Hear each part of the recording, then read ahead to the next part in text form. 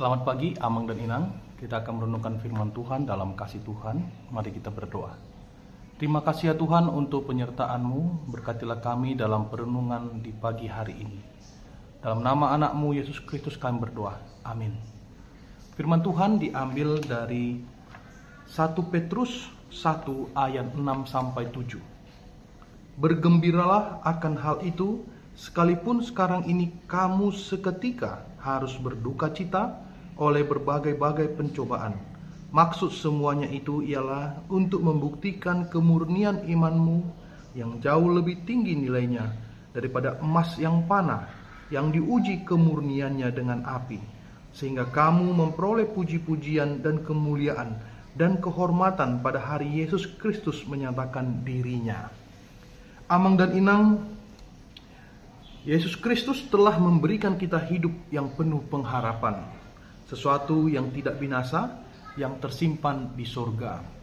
Dan respon iman kita adalah bahwa kita pasti dan harus mengalami penderitaan. Ini sesuatu yang bertolak belakang, yang barangkali tidak mengenakan dalam diri kita.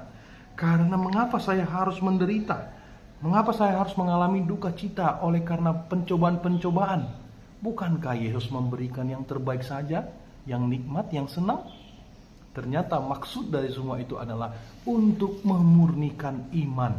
Iman yang telah dianugerahkan Yesus itu ternyata harus dimurnikan, harus mengkoreksi semua diri kita, karena memang natur kita sebagai manusia adalah orang yang berdosa. Maka dosa itu harus terlebih dahulu dikikis, harus terlebih dahulu dipulihkan supaya kita layak di hadapan Tuhan. Ada begitu banyak beragam bentuk dosa yang bisa kita tunjukkan di dunia ini, tapi kata firman Tuhan, izinkanlah Tuhan mengkoreksinya dan memulihkannya. Manusia pada zaman Yesus, manusia pasca zaman Yesus belum pernah melihat Yesus. Ya, kita manusia modern sekarang ini belum pernah melihat Yesus. Hanya di masa Yesus lahir saja mereka melihat itu. Tapi setelah Yesus mati dan terangkat ke surga, tidak ada lagi orang yang melihat Yesus.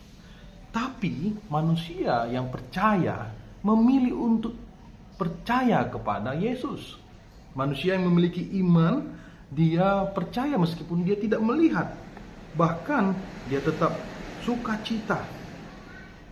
Ada sesuatu yang mendorong dirinya untuk terus percaya kepada Allah meskipun dia tidak melihat. Oleh sebab itu kita memahami tujuan iman yang kita miliki ini adalah untuk keselamatan jiwa.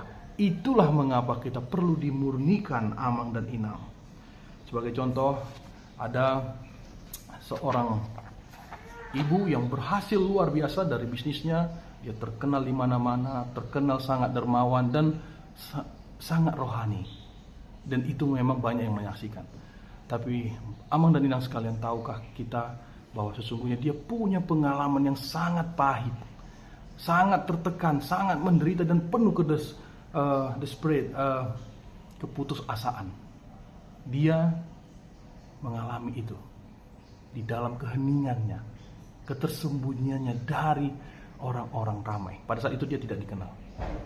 Tapi ada satu yang menguatkan dia, yaitu imannya. Dia tetap datang sama Tuhan, taat sama Tuhan, dan memohon hikmat, petunjuk, nasihat. Bahkan dalam memulai bisnis yang dia tidak pernah terpikir akan sebesar sekarang ini, dia katakan, iman saya bekerja di situ. Dan ini semua karena pemberian Tuhan. Maka Amang dan Inang, benarlah memurnikan iman itu perlu bagi kita, supaya kita melihat betapa besarnya kasih sayang Tuhan dalam hidup kita. Izinkanlah diri kita untuk dimurnikan oleh Allah sendiri. Tuhan memberkati.